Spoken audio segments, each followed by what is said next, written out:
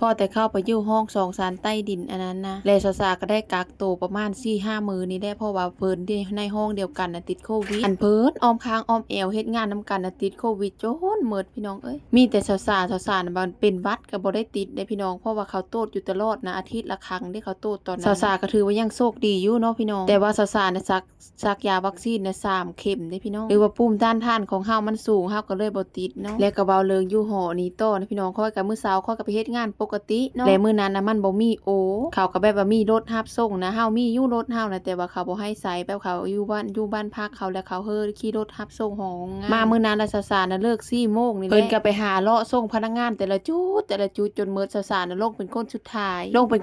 แล้วตอนสาวๆสิลงน่ะสาวๆละเห็นโทรศัพท์ตกอยู่ในรถสาวๆก็เก็บตอนนั้นน่ะเก็บขึ้นมาโอ้ยกูสิส่งเพิ่นเด้อสิมาตามหาเด้บัดแล้วในโรงงานเขาก็ประกาศตามหาเด้พี่น้องประกาศตามหาว่าเพิ่นได้เก็บโทรศัพท์บ่ในนั้นนี่พอประกาศหาเฮาก็ไปส่งคืนเขาแต่ถ้าว่าเฮาอยากได้เลยมันก็ได้อยู่เพราะว่ามันบ่มีกล้องวงจรแต่สาวๆน่ะไปคืนเขาเพราะว่าของเพิ่น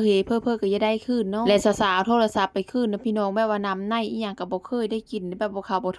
ตอบแทนอีหยังเลยอันสาวๆก็บ่แม่นว่าจะได้หรืออีหยังแต่ว่ามันก็พูดถึงเรื่องน้ำใจเนาะแถมมาเอานะยังเฮ็ดหน้าแบบว่าบ่คือแบบอยากหายคือแบบบ่พอใจหรืออีหยังนี่แหละสาวๆก็เลยคิดในใจว่าเอ้าเป็นแบบนี้แต่สาวๆก็ปล่อยไปแต่สาวๆน่ะเคยเฮ็ดโทรศัพท์เสียเทื่อนึงพี่น้องสาวๆน่ะไปลิ้นไปเที่ยวด่านนี่แหละตอนนั้นไปเที่ยวป่าเที่ยวดงหั่นแล้วโทรศัพท์เฮ็ดละคิดว่าหมู่เซิงสาวๆก็บ่ได้สนใจอีหยังไปเล่นไปเที่ยวโดนแล้วมาถามเพิ่นก็ว่าเพิ่นบ่ได้เอาเพิ่นบ่ได้ซื้อจึงมาฮู้อีกทีซื้อโทรศัพท์เฮบัดนี้ก็ซื้อไปซื้อมาก็ฮู้จักผู้เก็บนะสาวๆก็เลยไปขอคืนซะเพิ่นบ่เฮ้อเพิ่นว่าคันอยากได้นำมาไทยเอา 4,000 บาทว่าซั่นสาวๆก็เลยโอ้ย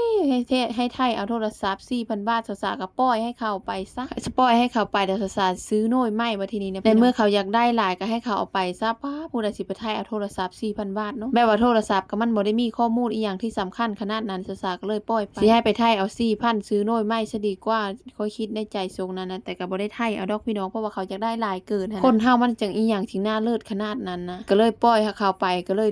มาเฮ็ดงานอยู่สวรรค์ก็เลยได้เก็บของคนอื่นก็เลยส่งคืนให้เขาเพราะว่าของเขาก็ซื้อถ้าว่าอยากได้นะเฮาซื้อเฮาไปนั้นเอาก็ได้ไปล้างเครื่องเอาก็ได้พี่น้องเพราะว่าเฮาได้เก็บเดี๋ยวเฮาบ่ได้ล้างแต่สาเลิกสิส่งคืนและก็สาน่ะอยู่โรงงานนั้นต่อมาน่ะอยู่โรงงานนั้นน่ะปีกว่านี่แหละเฮ็ดงานน่ะขึ้นกะมืดปีขึ้นกะจนว่าปีกว่าพี่น้องสาเฮ็ดงานอยู่หม้องนั้นมันปรับโซงโควิดได้แล้วเขาบ่นั้นหั่นนะเขาแบบบ่เป็นกะกันเลยสาก็อยู่มาจนเป็นปีพอว่าทีนี้สาลาพี่น้องใกล้สิออกแล้วสาลางานแบบหัวหน้าก็บ่อยากให้ลาปานใดเนาะเพราะว่ามันเป็นโรงงานใหญ่